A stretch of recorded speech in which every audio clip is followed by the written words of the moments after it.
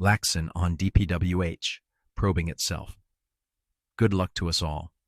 Written by Dylan Porcala in Philstar Global on September 1st, 2025, Manila, Philippines. Senator Panfilo.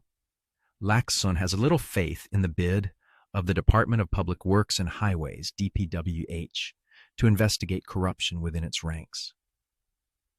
Good luck to all of us if they will investigate themselves. Imagine it's like assigning an investigating panel made up of inmates in Bilibid to see if there are irregularities in the new Bilibid prison, Lacson said in Filipino over the weekend in an interview with Radio DZBB. In separate radio interviews, Lacson said the creation of an internal anti-corruption body, a travel suspension on DPWH employees and lifestyle checks are inadequate to curb long-running anomalies. Lacson stressed that while lifestyle checks may be a good start, real accountability requires cases filed, convictions secured, and culprits jailed. The lifestyle check is a good start, so investigating agencies will know where to focus. But for me, the bottom line is that there should be people charged, convicted, and jailed. Nothing short of that will discourage those involved in corruption, he said. He warned that without visible punishment, corrupt officials would only be emboldened. If you are in the bureaucracy and you see those who are punished, you will think twice before following in their footsteps. But if you see them not being punished, you will be tempted to join them, he said. Still, Lacson welcomed growing public vigilance, citing citizens who personally check flood control projects and expose substandard work, urging netizens to also share photos and videos of properly executed projects. People are now awake and aware. We must not let go of this because we have gained momentum. Hopefully this will lead to positive developments, he said. Lacson also renewed his call for full transparency in the budget process, so lawmakers bear shared responsibility for projects they insert. He said multiple insertions, from the National Expenditure Program, NEP, to House and Senate amendments and bicameral conference adjustments, burden taxpayers and make accountability elusive. If we want full transparency, we must trace who made what amendments, so there will be shared responsibility. If something goes wrong with the implementation of a project, the lawmaker shares responsibility for it, he stressed. Meanwhile, DPWH officials have been warned against trying to cover up its colleagues involved in anomalous flood control projects listed in the national budget.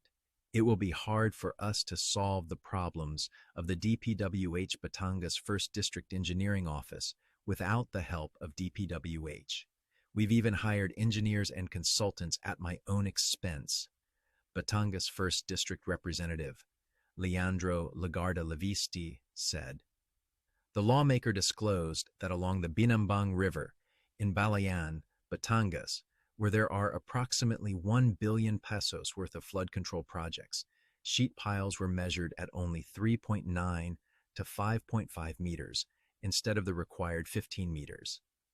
The DPWH, Leviste said, is now replacing these at the contractor's expense with the correct measurement of sheet piles. However, he has yet to receive an explanation from the DPWH as to why the original sheet piles were shorter than they should have been. Another river in Pansapit, in Limery, Batangas, where there are also approximately 1 billion pesos worth of flood control projects, sheet piles were measured at only 6.1 to 9.1 meters instead of the required 12 meters. The local government unit, LGU of Limery, said it had not been informed about the DPWH project, which had no building permit.